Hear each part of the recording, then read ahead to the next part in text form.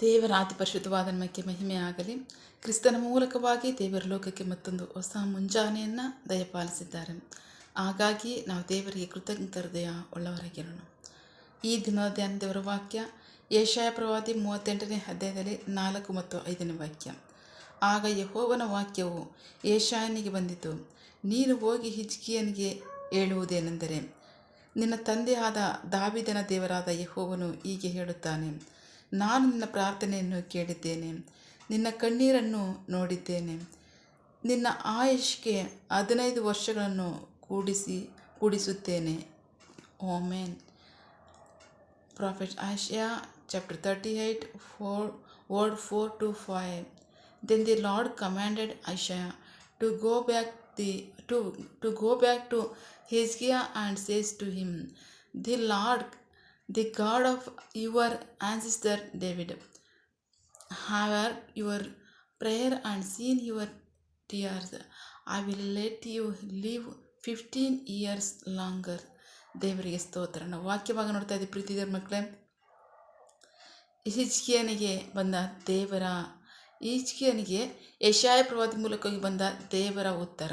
ದೇವರಿಗೆ ಸ್ತೋತ್ರ. ಅದೇನೆಂದರೆ, ನಿನ್ನ ಪ್ರಾರ್ಥನೆಗಳು ಕೇಳಲ್ಪಟ್ಟಿದೆ, ನಿನ್ನ ಕಣ್ಣೀರನ್ನು ನೋಡಿದ್ದಾರೆ, ನಿನ್ನ ಆಯುಷ್ಕಾಲಕ್ಕೆ 15 ವರ್ಷಗಳನ್ನು ಕೂಡಿಸಿದ್ದೇನೆ ಎಂದು ಹೇಳಿದ್ದಾರೆ. ದೇವರಿಗೆ ಸ್ತೋತ್ರ.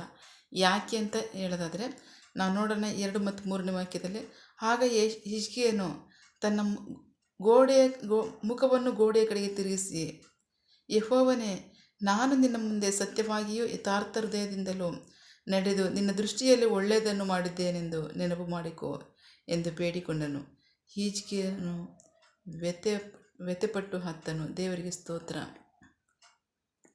ಹಿಜ್ಕೀಯನಿಗೆ ಒಂದು ಕಷ್ಟ ಬಂತು, ಒಂದು ಸಮಸ್ಯೆ ಬರ್ತಾಯಿತ್ತು, ಒಂದು ಉಪದ್ರವ ಬರ್ತಿತ್ತು, ಒಂದು ಕೇಡು ಬರ್ತಿತ್ತು ಅವನ ಜೀವಿತದಲ್ಲಿ. ಸೊ ಅದು ಯೆಶಾಯ ಪ್ರವಾದಿ ಮೂಲಕವಾಗಿ ಹೇಳಲ್ಪಡ್ತು. ಪ್ರವಾದಿ ಮಾತನ್ನು ಕೇಳಿದ ತಕ್ಷಣ ಹಿಜ್ಕೀಯನು ಮುಖವನ್ನು ಗೋಡೆ ಕಡೆಗೆ ತಿರುಗಿಸ್ಕೊಂಡು ದುಃಖಪಟ್ಟು ಅಳ್ತಾ ಇದ್ದಾನೆ. ಕರ್ತನೇ, ಸರ್ವಶಕ್ತನೇ, ನಿನ್ನ ಮುಂದೆ ನಾನು ಹೇಗೆ ಸತ್ಯವಾಗಿಯೂ ಯಥಾರ್ಥವಾಗಿಯೂ ಯಥಾರ್ಥ ಹೃದಯವುಳ್ಳವನಾಗಿ ನಿನ್ನ ದೃಷ್ಟಿಯಲ್ಲಿ ಒಳ್ಳೆಯದನ್ನು ಮಾಡಿದ್ದೀನಿ, ನನ್ನ ಒಂದು ಸಾರಿ ನೆನಪು ಮಾಡಿಕೊ. ದೇವರಿಗೆ ಸ್ತೋತ್ರ. ದೇವರ ಉತ್ತರ ಏನು ಬಂತು? ಹೌದು, ನಿನ್ನ ಪ್ರಾರ್ಥನೆಗಳು ಕೇಳಲ್ಪಟ್ಟಿದೆ, ನಿನ್ನ ಕಣ್ಣೀರನ್ನು ನೋಡಿದ್ದಾರೆ, ನಿನ್ನ ಆಯಸ್ಕಾಲಕ್ಕೆ 15 ವರ್ಷಗಳು ಕೂಡಿಸಲ್ಪಟ್ಟಿದೆ. ದೇವರಿಗೆ ಸ್ತೋತ್ರ. ಪ್ರಾರ್ಥನೆ ಕೇಳ್ತು, ಪರಿಸ್ಥಿತಿಗಳನ್ನ ನೋಡಿದರು, ಉತ್ತರ ಬಂತು. ದೇವರಿಗೆ ಸ್ತೋತ್ರ. ಪ್ರೀತಿ ದೇವ್ರ ಮಕ್ಕಳೇ, ಈಗ ನಾವು ಹೇಳೋಕ್ಕಾಗತ್ತಾ? ಎಸೆಯ, ನಿನ್ನ ದೃಷ್ಟಿಯಲ್ಲಿ ನಾವು ಹೇಗೆ ಯಥಾರ್ಥವಾಗಿ ಸತ್ಯವಾಗಿ ನಡ್ಕೊಂಡಿದ್ದೀವಿ, ಒಳ್ಳೆಯದನ್ನು ಮಾಡಿದ್ದೀವಿ, ಒಂದು ಸಾರಿ ನೆನಪು ಮಾಡ್ಕೊ ಅಂತ ನಾವು ಹೇಳೋಕ್ಕಾಗತ್ತಾ? ಹೇಳೋಕ್ಕಾಗಲ್ಲ ನಾವು ಯಾರೂ. ಆದರೆ ನಾವು ಪ್ರಾರ್ಥನೆಗಳು ಮಾಡ್ತೀವ? ಖಂಡಿತ ಪ್ರಾರ್ಥನೆ ಮಾಡ್ತೀವಿ. ಹೇಗೆ ಪ್ರಾರ್ಥನೆ ಮಾಡ್ತೀವಿ? ಇರೋ ಸ್ಥಿತಿಯಿಂದಲೇ ಪ್ರಾರ್ಥನೆ ಮಾಡ್ತೀವಿ.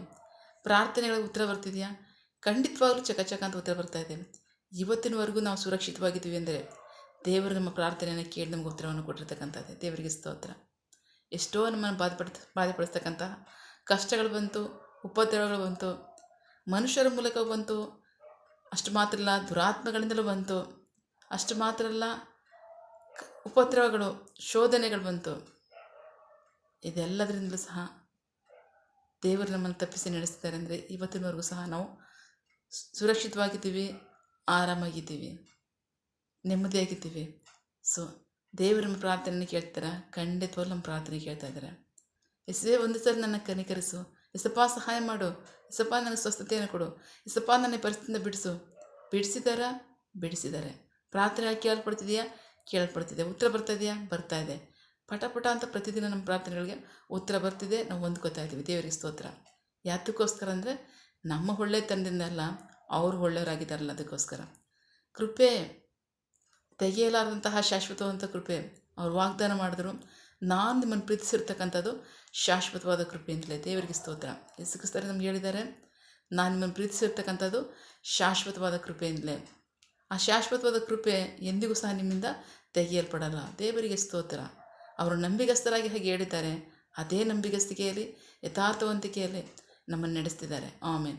ಸೊ ಆ ಕೃಪೆಯಿಂದಲೇ ನಾವು ಪ್ರತಿದಿನ ಎಷ್ಟೋ ಕಷ್ಟಗಳಿಂದ, ಕೇಡಿನಿಂದ ಮನುಷ್ಯರಿಂದ ಬರ್ತಕ್ಕಂಥದ್ದು, ದುರಾತ್ಮಗಳಿಂದ ಬರ್ತಕ್ಕಂಥದ್ದು, ಪರಿಸ್ಥಿತಿಗಳು ನಮ್ಮನ್ನು ಬಾಧೆಪಡಿಸ್ತಕ್ಕಂಥದ್ದು, ಉಪದ್ರವಗಳು, ಶೋಧನೆಗಳು ಎಲ್ಲದರಿಂದ ಸಹ ದೇವರು ನಮ್ಮನ್ನು ತಪ್ಪಿಸಿ ಕಾಪಾಡ್ತಾ ಇದ್ದಾರೆ. ಆಮೇನ್. ಆ ನಂಬಿಗಸ್ತಿಕೆಯನ್ನೇ ನಾವು ನೆನೆಸಿ ದೇವರಿಗೆ ಕೃತಜ್ಞತೆಯನ್ನು ಸಲ್ಲಿಸೋಣ. ಅಷ್ಟು ಮಾತ್ರ ಅಲ್ಲ, ಸ್ತೋತ್ರಗಳನ್ನು ಸಲ್ಲಿಸೋಣ, ಸ್ತುತಿಗಳನ್ನು ಸಲ್ಲಿಸೋಣ. ಇನ್ನು ಮುಂದೆ ಸಹ ನಮ್ಮ ನಂಬಿಗಸ್ತರಾಗಿ ಯಥಾರ್ಥವಾಗಿ ಕಾದು ನಡೆಸುವವರಾಗಿದ್ದಾರೆ ಅವರು. ಆಮೇನ್. ಪ್ರಾರ್ಥಿಕೊಳ್ಳೋಣ. ಸಕಲ ಸೃಷ್ಟಿಕರ್ತನೆ, ಸರ್ವಾಧಿಕಾರಿಯೇ, ಸಾರ್ವಭೌಮನೆ, ಉನ್ನತನೇ, ಮಹೋನ್ನತನೇ, ಮಹಾಪರಿಶುದ್ಧನೇ, ಪ್ರೀತಿ ಸ್ವರೂಪನೇ, ನೀತಿವಂತನೇ, ಅಧಿಪತಿ, ಸೇನಾಧೀಶ್ವರನೇ ಇರುವಾತನೇ, ಸರ್ವವ್ಯಾಪಿಯೇ, ಯೇಸಪ್ಪ, ವಾಕ್ಯಗಳ ಮೂಲಕವಾಗಿ ನಮ್ಮ ಸಂಘ ಮಾತಾಡಂಥ ನಿಮ್ಮ ಪ್ರೀತಿಗಾಗಿ ನಂಬಿಗಸ್ತಿಕೆ ನಿಮಗೆ ಸ್ತೋತ್ರ. ಯೆಶಾಯ ಪ್ರವಾದಿ ಮೂಲಕವಾಗಿ ನೀವು ಹಿಜ್ಕೀಯ ಅರಸನ ಸಂಘ ಮಾತನಾಡಿದಿರಿ. ನಿನ್ನ ಪ್ರಾರ್ಥನೆಗಳು ಕೇಳಲ್ಪಟ್ಟಿದೆ, ನಿನ್ನ ಕಣ್ಣೀರನ್ನು ನೋಡಿದ್ದೇನೆ, ನಿನ್ನ ಆಯಸ್ಕಾರವನ್ನು ನಾನು ಹೆಚ್ಚಿಸಿದ್ದೇನೆ ಅಂತ ಹೇಳಿದಿರಿ. ಅದಕ್ಕಾಗಿ ಸ್ತೋತ್ರ.